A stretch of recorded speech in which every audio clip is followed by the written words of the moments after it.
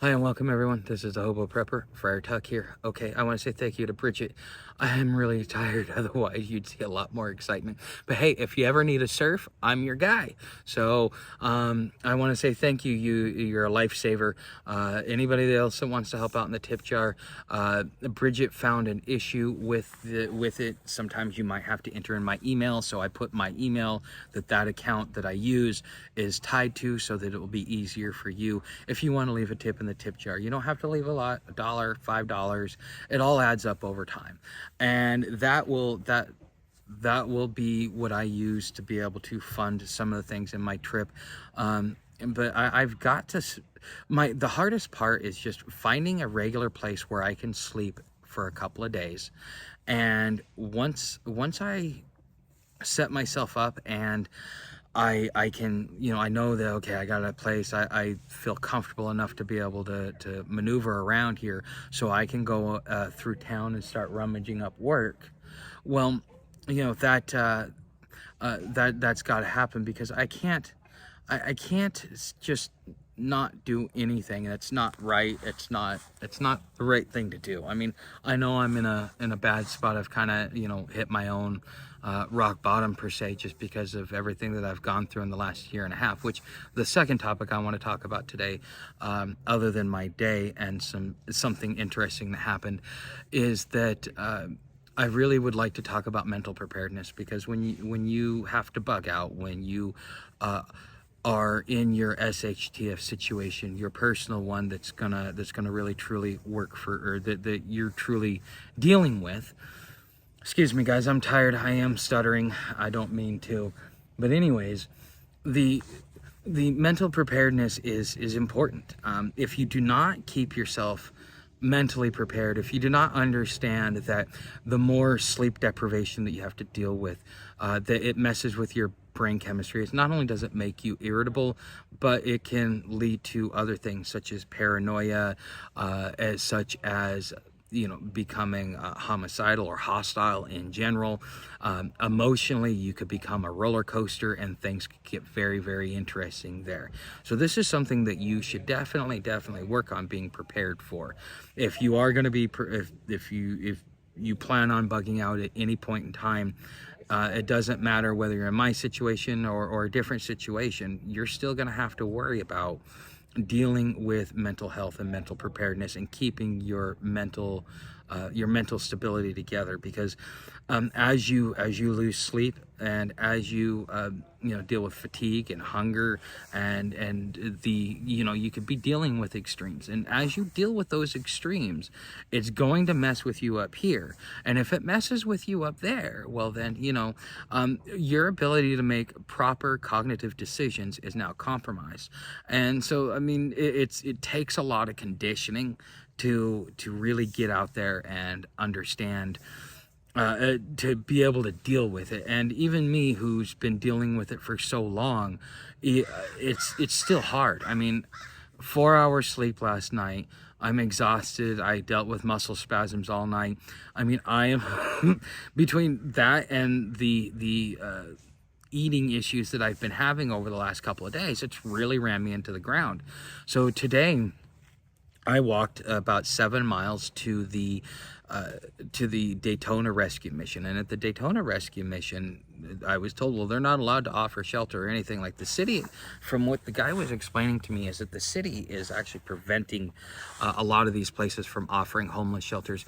Another thing is, the Salvation Army, I think, is completely pulling out of Florida, because the Salvation Army in Daytona Beach, which is like, if you need a place to go, and even if you got $10 in your pocket, Salvation Army will charge you $10 to stay in their bunkhouse, and it's totally worth it, because you don't have to deal with the restrictions. You're given a lot more autonomy and treated like a human being, even though there's some shady stuff that goes on. But I will tell you that Salvation Army doesn't even offer any shelters, and that is dramatically hurting those here in the Daytona Beach area because of that. And so you have to call the police, and they come out and they do an interview with you, and then from that interview they will refer you to pretty much only one shelter left in Daytona. Everybody else is sleeping out in Tiger tiger something in the state park on 92 in between DeLand and Daytona. And I think Daytona really tries to push people to DeLand, which explains why DeLand is so run down, because it's about 20 miles outside of Daytona. It's like the halfway point, or it's a great place to stop and lay over if you're going from Orlando to Daytona Beach. So, you know, that's one thing that I've noticed. But the police officer was probably the most professional, kindest, most compassionate, decent human being. But it also had to do with the way I approached him. I wasn't coming at him with aggression. I wasn't being entitled. I just let him know, it's like, I'm not necessarily looking for homeless services. I just need a drop-in shelter where I can stay for like a night or two so I can rest because of my legs and because of the issues I've been having with eating. So he didn't really need to treat me like he treats the normal homeless people, because I wouldn't put it past him that he would probably have a little bit more angst just because of the way society looks down on the homeless. Even sitting back and talking with that pastor was something else, because do you believe in Jesus Christ? Not the way you do. Well, do you think that you're going to heaven?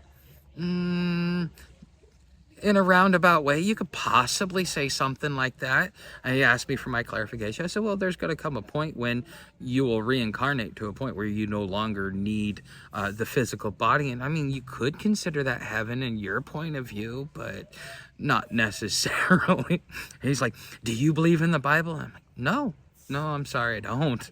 And then him and I got into talking, and because I wouldn't drink the Kool-Aid, because I wouldn't do it, he all of a sudden starts becoming malicious towards me.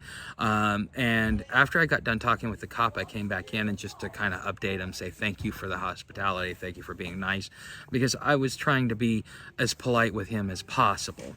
And you know, even because he was trying to help me in the best way he could, and I'm not going to hold it against him just because his belief structure is different than mine. It's not my place to do that.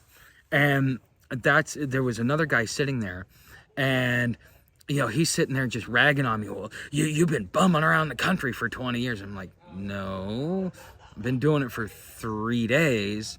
Oh, well, you said you've been all over the country. I said, yes, I've been chronically homeless for 20 years. This is just my most recent bout.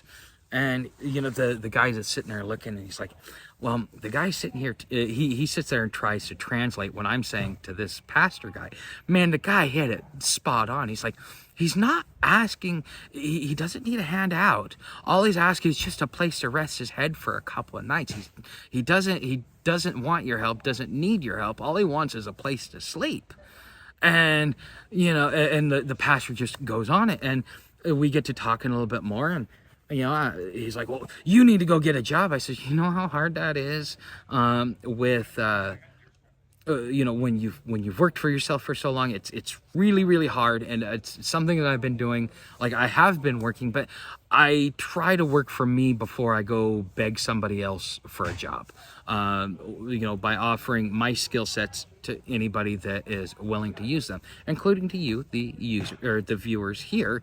I do have quite a bit of skills that I can offer to, you know, help you navigate your life that may be beneficial to you. And you might decide, hey, I want to pay this guy to do something for me.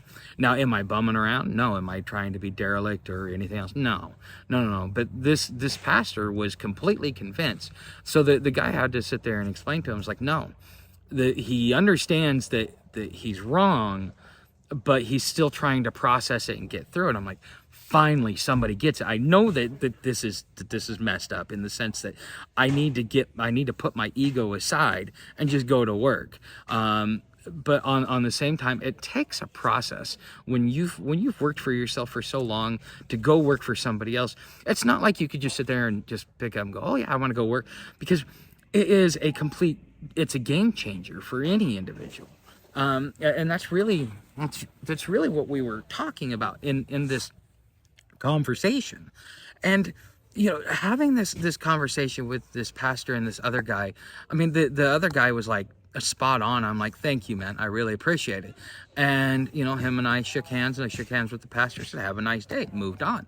I mean, I'm not trying to create hostility, animosity. It's about building bridges, not burning bridges. No matter whether you believe this way the same guy does, believe the same way that guy does or not. Even if he says, well, you're beneath me if you don't believe the way that I believe, you still should be hospitable and respectful towards any individual. Because when that police officer came out to interview me today, I had to call Paul and say, hey, Paul, I might be going to jail today, just because that's my luck.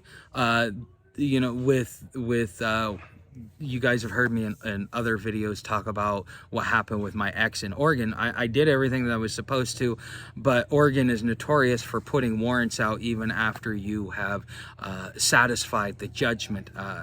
I actually lost a job because Oregon did that to me. And the worst part of all of that is when I called them up, they're like, we have no warrants for you. But yet they told the background check people that they had warrants for me. So, I mean, and Oregon has done this to me on multiple occasions. Like, I was in the middle of a case. I had to do community service because of a trespass. It's like, okay, whatever, I'll do my 20 hours community service and be done with it. But I had like a month to complete it, and about a week into it, I send a letter to the judge telling him that I'm having trouble because the amount of hours is so small. Well, the next day I'm getting picked up, and I get transported to Salem and then transported to Portland, where I'm talking to my public pretender saying, hey, I'm still in the middle of this. Well, apparently they marked me down as a no call, as a failure to appear. And I didn't fail to appear. That was supposed to be completely released. Now, they said, oh, we had an update to our system. But the charges were dropped. I didn't have to do the community service, and I could have sued them, but didn't. So when it comes to Oregon, you know, I fully expect anytime I come into contact with police to be going to jail because of something that Oregon is doing. And so I called Paul. I still got to let him know that I didn't go to jail. I wanted to get here before they closed. With that being said, guys, I hope that you guys learned something, not only about, you know, how things are going, but just to kind of help you understand to be mentally prepared. And I'm sorry about my neighbors. They still think that they're in the city. So with that being said, guys, I hope that you found some value in this. I will see you in the next video. I thought this is interesting. Look at that. Stoner's Pizza Joint. And if you ever want to know what a medical marijuana dispensary looks like, here, let me move it a little bit better. You see that green cross there? That is for medical marijuana. So they've got the Stoner's Pizza Joint right next to the weed shop. Funny. All right, guys, so I'm at a pit stop. I decided to stop by the rescue mission just to see what shelter options were available. What's weird here in Daytona is that you got to have a conversation with the police before they'll even let you go anywhere. And there's only two places that you can go. One's a tent site, and the other one is like Housing First. Which I'm not looking for Housing First. I just need a place to camp for like a night or two so that I can rest and recover and not be harassed. And so I figured, you know, maybe this might be a good idea versus trying to do some stealth camping. But, you know, who knows? I may end up doing some stealth camping today anyways.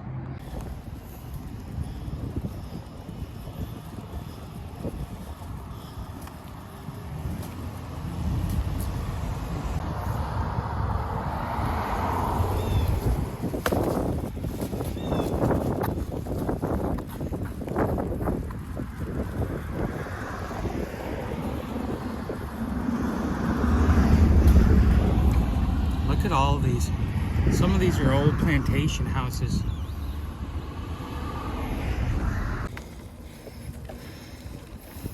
Wow, so this is a neat little trail that is taking me into Tamaka State Park. This is actually pretty cool. I thought I would show it to you guys. It's a little off-road, a little scenic route.